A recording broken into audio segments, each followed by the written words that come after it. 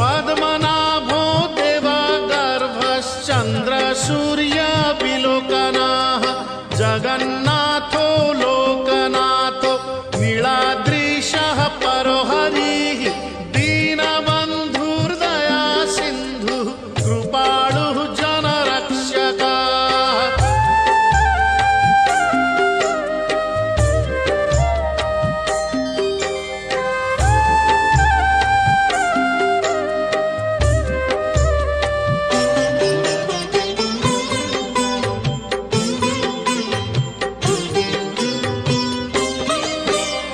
कम्बुपाणिः चक्रपाणिः पद्मनाभो